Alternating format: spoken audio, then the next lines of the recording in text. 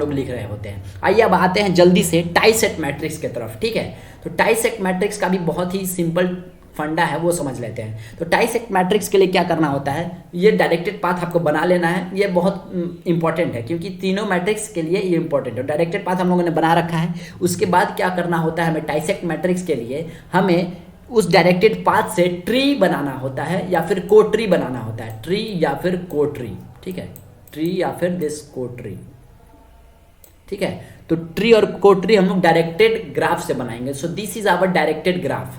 Once again this is our directed graph. और tree कैसे बनता है, तो जो भी या आप अगर इस ये 4 6 5 को अगर आप अज्यूम करके चल रहे हैं एज अ ट्री, तो 1 2 3 को ट्री हो जाएगा, ठीक है। आइए देखते हैं इसका मतलब क्या, सिग्निफिकेंस मीनिंग इसका क्या है, ठीक है।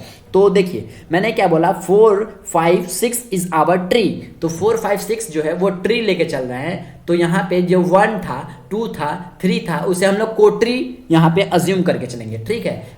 ट्री इज नथिंग बट, जो भी यहाँ पे आप देख रहे हैं ना, ये डार्क लाइन से इसे हम लोग ट्री बोलते हैं, और जो डॉटेड लाइन से हम लोगों ने बनाया है उसे हम लोग को ट्री बोलते हैं, ठीक है। डॉटेड लाइन से को ट्री, एंड को ट्री के सभी ब्रांचेस को हम लोग लिंक बोलते हैं, ठीक है। तो ये हो गया 1 2 3 इज नथिंग बट लिंक। देखिए 1 2 3 ये ब्रांच है को ट्री का, तो इसको लिंक बोलते हैं, ठीक है। और डार्क लाइन से जो मैंने बनाया है जो कि ट्री का ब्रांच है, तो ट्री के ब्रांच को हम लोग ट्विग बोलते हैं। That is nothing but 4 5 and 6। तो आप अभी इतना कंसेप्ट समझिए कि ट्री कैसे बनाते हैं, को ट्री कैसे बनाते हैं, ठीक है। तो हमारे पास जो डायरेक्टेड पाथ था, डायरेक्टेड पाथ जो भी यहाँ पे देखने को मिला, उसमें हम लोग क्या किए, ट्री का फॉर्मेशन किए as well as co tree का फॉर्मेशन किए, ठीक है। तो 4 5 6 will be treated as tree and 1 2 3 will be treated as co tree. Co tree को हम लोग डॉटेड से दिखाएं और ट्री को हम लोग डार्क लाइन से दिखाएं, जैसा कि आपको यहाँ देखने को मिल रहा है, ठीक है। फिर मैंने ये बताया कि जो डॉटेड लाइन है जो कि को ट्री का पार्ट है, उसके सभी ब्रांच को हम लोग लिंक कहते हैं, जो कि 1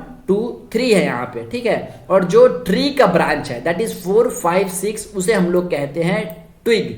तो ये क्यों मैं बता रहा हूँ, क्योंकि कटसेट मैट्रिक्स और टाइसेट मैट्रिक्स इसी दोनों पर डिपेंडेंट होता है, ठीक है। तो सबसे पहले हम लोग टाइसेट मैट्रिक्स का स्टेप 1 में क्या किए कि ट्री बना दिया। उसके बाद स्टेप 2 क्या होता है इसका देखते हैं। This is the step 2। जो मैंने ट्री बनाया उसमें करंट को असाइन करना होता है, ठीक है। तो ट्री में हम लोग करंट असाइन कर रहे हैं, ठीक है। तो किस तरीके से करंट असाइन करेंगे, तो ये देखिए यहाँ पे हम लोग ये जो को ट्री है इसको हम लोग अज्यूम करके अपना करंट को अज्यूम करने वाले हैं, तो ठीक है। ये इस देखिए इस तरीके से हम लोग करंट अज्यूम कर रहे हैं। तो देखिए कोट्री जो कि ब्रांच 1 है, ठीक है, तो इसके अकॉर्डिंग हम लोग क्या किए, ये करंट इस डायरेक्शन में अज्यूम किए क्योंकि ये ऊपर की तरफ जा रहा है, ठीक है। उसी तरीके से ये देखिए ये जो ब्रांच यहाँ से बाहर की तरफ निकल रहा है, ये देखिए करंट, तो इस तरीके से हम लोग इसमें बाहर करंट को अज्यूम किए, ठीक है। फिर यहाँ देखिए इस कोट्री से कहाँ जा रहा है, बाहर की तरफ जा रहा है, यानी कि ए की तरफ जा रहा है। तो इस तरीके से इस वे में हम लोगों ने डायरेक्शन अज्यूम किया। तो आप इतना बात समझिए कि सबसे पहला पार्ट क्या था कि ट्री और कोट्री मैंने बना दिया।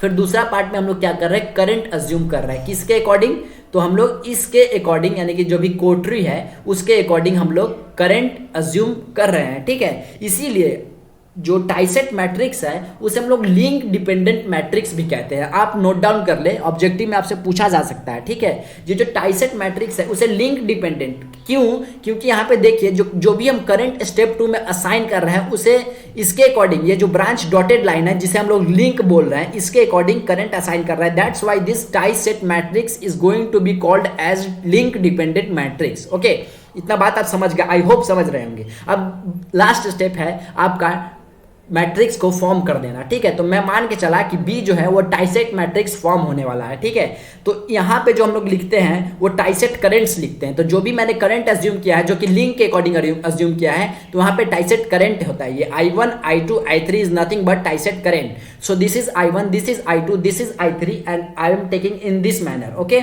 और फिर सेम मैनर में यहाँ पे जो भी इस पार्ट में हम लोग लिखने वाले हैं मैट्रिक्स के फॉर्मेशन के लिए, रो और कॉलम जो कॉलम बना रहे हैं उसमें हम लोग ब्रांच लिखेंगे। तो जितने भी ब्रांच है तो 6 ब्रांच को एज इट इज मैंने यहाँ पे लिख दिया है। अब देखिए नेक्स्ट बात क्या होता है कि किस तरीके से यहाँ पे हम लोगों ने देखा था डायरेक्टेड वे में किस तरीके से इंसिडेंट मैट्रिक्स बनाते हैं। अब हम लोग टाइसेट मैट्रिक्स से उसी से रिलेटेड है, देखिए देखते हैं। तो I1 जो करंट है वो कहाँ कहाँ कौन कौन से ब्रांच से फ्लो कर रहा है वो देखेंगे, ठीक है। तो I1 किस किस से फ्लो कर रहा है, तो I1 यहाँ से फ्लो कर रहा है, इस वे में जा रहा है, ठीक है, प्लस इसमें भी आएगा, ये जो ये ब्रांच है ये फोर्थ है और ये 6 है, तो 1 4 6 पे जो वैल्यू होने वाला है that is going to be 1 पे देखिए, 4 पे देखिए और 6 पे देखिए 1।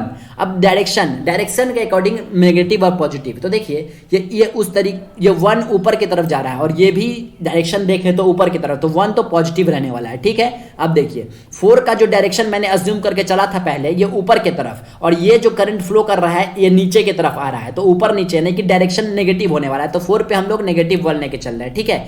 अगर 6 का बात करें तो 6 पे डायरेक्शन इधर की तरफ है, ठीक है, तो ये करंट भी इधर की तरफ आ रहा है, तो ये पॉजिटिव होगा, तो इस तरीके से हम लोग 6 पे भी असाइन कर दिया। अब I2 के लिए हम लोग देख रहे हैं, ठीक है, तो I2 किस किस से फ्लो करेगा, तो I2 दिस 2 से फ्लो करेगा, दिस 5 से और दिस 4 से, तो 2 5 4 पे जो वैल्यू होने वाला है that is going to be 1, तो 2 पे 1 5 4 पे 1 एंड 5 पे 1। चूंकि 5 पे -1 है तो किस तरीके से, ये देखिए ये नीचे की तरफ 5 पे करंट फ्लो हम लोगों ने एज्यूम करके चला है, और ये जो करंट आ रहा है ऐसे इस लूप में ऊपर की तरफ जा रहा है, अगर डायरेक्शन आप गौर से देखें तो ऐसे आके ऐसे जा रहा है ऊपर की तरफ, तो ये 5 पे -1 हमें लेना पड़ेगा, ठीक है।